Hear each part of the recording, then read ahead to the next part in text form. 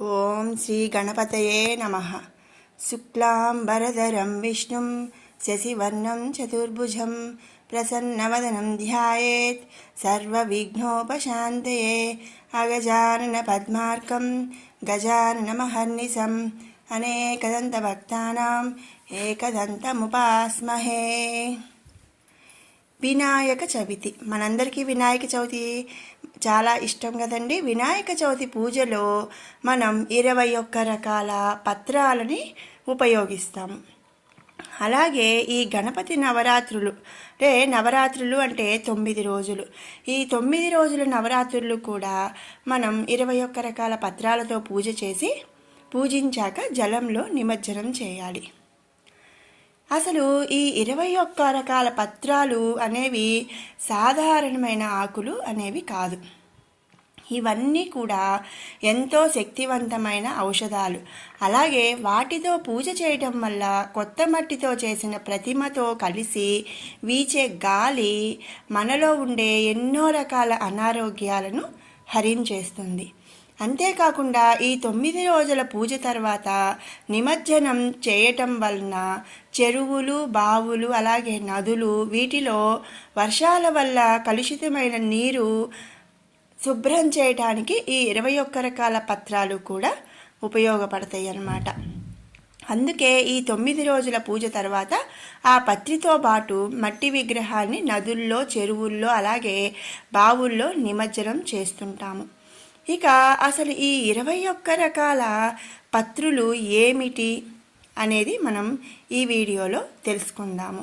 అంతేకాకుండా ఈ 21 రకాల పత్రి కలిసి 23 గంటలయ్యాక తమలో ఉన్న ఔషధీయకృత గుణాలు ఆల్కలాయిడ్స్ని జలంలో వదిలేస్తాయన్నమాట.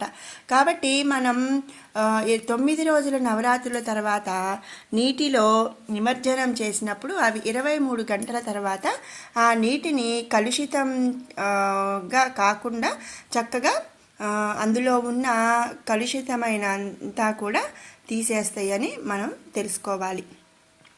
ఇదే వినాయకుని నిమజ్జనం వెనుక ఉండే పర్యావరణ పరిరక్షణ రహస్యం అన్నమాట. ఇక వినాయకుడి పూజలో 21 ఆకుల పూజ కూడా చాలా విశిష్టమైనది. ఈ 21 పత్రాలు కూడా అనేక గ్రంథాల్లో ప్రస్తావించారు. అంతేకాకుండా వినాయకుని పూజలో వాడే 21 పత్రాలు చాలా విశిష్టమైనవి. ఇక విఘ్నేశ్వరునికి 21 పత్రాలతో పూజ చేయటం మన ఆనవాయితీ. మరి ఇప్పుడు ఈ 21 పత్రాలు ఏమిటి, వాటి గురించి మనం ఇప్పుడు తెలుసుకుందాం. మొదటిది మాచీ పత్రం. ఇది చామంతి జాతికి చెందిన ఆకులు. ఇవి సువాసన భరితంగా ఉంటాయి. చామంతి ఆకుల మాదిరిగానే ఈ మాచీ పత్రం అనేది ఉంటుంది. రెండవది బృహతీ పత్రం. ఈ బృహతీ పత్రాన్ని మొలక అంటారు. దీనిలో చిన్న మొలక, పెద్ద మొలక అని 2 రకాలు ఉంటాయి. ఈ మొలక ఆకులు వంగ ఆకులు లాగా ఉంటాయి అన్నమాట.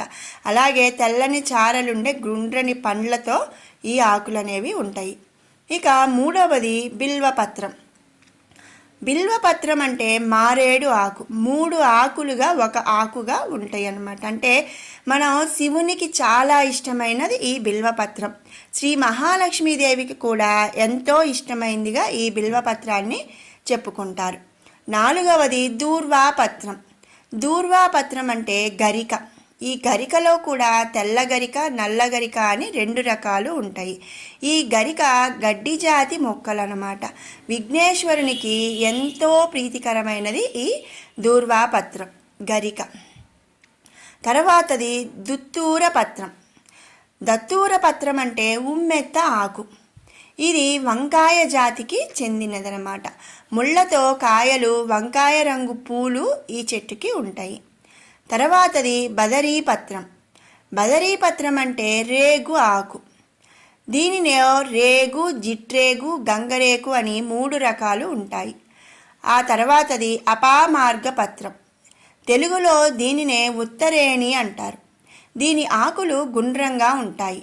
అలాగే గింజలు, ముళ్ళు కలిగి ఉండి కాళ్లకు గుచ్చుకునేలాగా ఉంటూ ఉంటాయి అన్నమాట. తర్వాతది తులసి పత్రం. మన హిందువులకు తులసి గురించి ప్రత్యేకంగా చెప్పాల్సిన పనే లేదనమాట. తులసి పత్రాలను దేవతార్చనలో వాడతారు. అంతేకాదండి, మనం ఒక్క వినాయక చవితికి మాత్రమే వినాయకుడికి తులసి పత్రాన్ని సమర్పిస్తాము. మరి మిగిలిన 364 రోజులు కూడా ఏ రోజు కూడా వినాయకుడికి తులసి పత్రాన్ని నివేదించరనమాట. ఒక్క వినాయక చవితిలోనే తులసి పత్రం ఉపయోగిస్తాము. తర్వాతది చూతపత్రం. చూతపత్రం అంటే మామిడి ఆకు. ఈ ఆకు శుభకార్యాల్లో ఎంతో విశిష్ట స్థానాన్ని కలిగి ఉంది. అంతేకాకుండా హైందవ గృహంలో ఏ పండగైనా శుభకార్యమైన మామిడి తోరణం లేనిదే కనిపించదనమాట. తర్వాతది కరవీర పత్రం. దీనినే గన్నేరు అంటారు.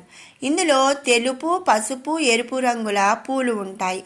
ఈ ఆకు కూడా ఈ పూజలో ఈ పూలకు కూడా ఎంతో విశిష్ట స్థానం ఉంది. తర్వాతది విష్ణుక్రాంత పత్రం. ఇది నీలం, తెలుపు పువ్వులుండే చిన్న మొక్క. నీలి పువ్వులుండే రకాన్ని విష్ణుక్రాంత అంటారు. తర్వాతది దాడిమి పత్రం. దాడిమి అంటే దానిమ్మ ఆకు. ఈ దాడిమి ఆకు అంటే దానిమ్మ ఆకు శక్తి స్వరూపిణి అంబకు నైవేద్యం ఎంతో ఇష్టమన్నమాట. తర్వాతది దేవదారు పత్రం. దేవతలకు అత్యంత ఇష్టమైన ఆకు దేవదారు. ఇది చాలా ఎత్తుగా పెరుగుతుంది. ఈ మానుతో చెక్కిన విగ్రహాలకు సహజత్వం ఉంటుంది. తర్వాతది మరువక పత్రం. దీనిని మరువం అని కూడా అంటారు. దీన్ని వాడుక భాషలో ధవనం, మరువం అంటారు. ఈ ఆకులు ఎండిన మంచి సువాసన వెదజల్లుతుండటం ఈ ఆకు యొక్క ప్రత్యేకత. తర్వాతది సింధువార పత్రం. వాడుక భాషలో ఈ సింధువార పత్రాన్ని వావిలి ఆకు అని పిలుస్తారు. ఆ తర్వాతది జాజి పత్రం. ఇందులో సన్నజాజి అనే మల్లి జాతి యొక్క మొక్క. వీటి పువ్వుల నుంచి సుగంధ తైలం కూడా తీస్తారు. గండలి పత్రం. దీనినే లతాదూర్వ అని కూడా అంటారు.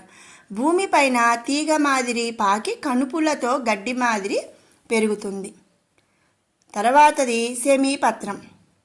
వాడుక భాషలో దీనిని జమ్మి చెట్టు అంటారు. జమ్మి ఆకులనే సెమి పత్రం అంటారు. దసరా రోజుల్లో ఈ జమ్మి చెట్టుకి ప్రత్యేక పూజలు కూడా నిర్వహిస్తారు.